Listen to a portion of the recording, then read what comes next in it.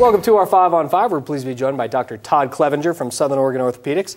Dr. Clevenger, thanks for coming in. Oh, thank you very much for having me. Our pleasure. So tell us, give us a little background on the development of hip arthroscopy.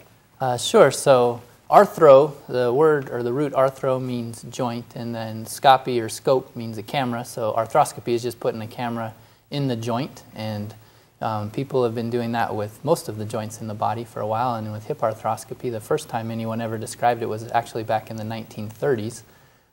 They didn't accomplish much other than look in there, but they did do it, and it really hasn't been until 2000 and beyond that people have really started to be able to accomplish things and really, help and treat some of the conditions going on with hip arthroscopy. So interesting. Okay, so has it lagged behind other joints in that respect, and why has it done so? It has a bit. I would say that knees, really started coming into their own during the 1980s. Still advances were made after that, and shoulders was more in the 90s. And like I said, hip arthroscopy has been more since 2000. Some of the reasons for that is that the hip is a joint that's a little bit deeper inside the body, so there's more tissue around the hip, makes it a little harder to get at, and also just the inherent shape of the hip is a bit different than the shoulder and a bit different than the knee, which are the two most commonly scoped joints. And so being able to maneuver in there takes a few special techniques, certain equipment that sort of developed a little bit later than some of the other things. Now, obviously a layman of myself, but talk about hip impingement and how that reflects on that. Sure. So hip impingement is one of the most common, probably the most common thing that's treated with hip arthroscopy, and it's a concept that was developed by Dr. Gans over in Switzerland. And the basic idea is that your hip is a ball and socket joint, and the ideal is to have a nice round ball that fits into a nice round socket, and if that happens, everything moves smoothly and no pain and good function.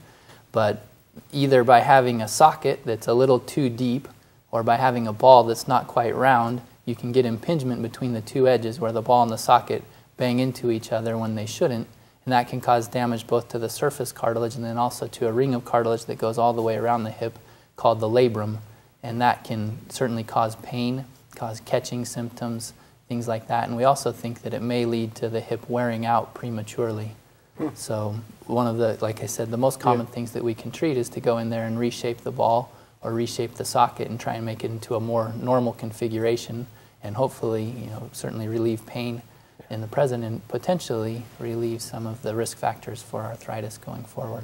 Fascinating. Okay, well, I want to talk to you about money and insurance and all those kind of questions, but first, we're going to take a quick break. Stay with us. We'll be right back. Welcome back to our 5 on 5. Again, we're here with Dr. Todd Clevenger from Southern Oregon Orthopedics. So we're talking about some of the symptoms with hip arthroscopy, and what are the things you look for in patients? Yeah, typically the most common thing is pain, and usually pain in the groin area, so right down in the groin crease, but it can be other areas around the hip as well, sometimes a little bit more in the back and sometimes out on the side. People also can have catching or popping symptoms where they feel like things just aren't gliding quite as smoothly as they should. Usually those symptoms are worse with activities, but sometimes if people sit for a long time and then get up, they can be a bit stiff and sore with that. And sometimes even when they're lying down, they can feel it, but most common with activities. Now, does insurance cover some of these surgeries, or how much money is involved? It does, yeah. Most insurance companies these days recognize hip arthroscopy as a valid treatment and cover it. It's certainly something that's advanced quite a bit in the last few years, where 5 or 6 years ago it was usually a pretty good struggle to try and help people out with this procedure, but certainly insurance companies have realized the benefit of this procedure, and the vast majority of them will cover it. And when we're talking about post-op, if you will, is there a long recovery time? Are people bedridden for months? How does it work? No, definitely not. Arthroscopic surgery is one of the good advantages of that, is that the incisions are much smaller, so we make either 2 or 3 about 1 centimeter long incisions and then do our work through those incisions. And so the recovery is fairly quick. People go home the same day that they have the surgery. I usually have people on crutches anywhere from 2 to 4 weeks, depending on exactly what we do in there. And most people by 3 months are cleared for all activities. There certainly is a rehab process involved afterwards, and that's almost as important as the surgery itself. But people are up and at 'em, fairly quickly afterwards. Wow, very good. Yeah, okay. And do you work solely on hips, or do you have other interests when it comes to No, I operate on shoulders and knees as well. And a particular area of interest is sports medicine, surgery around the knee, so ACL tears or other ligament injuries around the knee, meniscus injuries around the knee. Very common.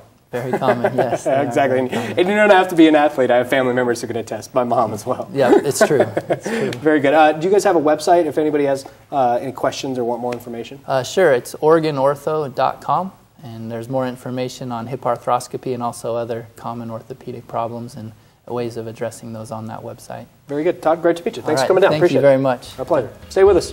We'll be right back.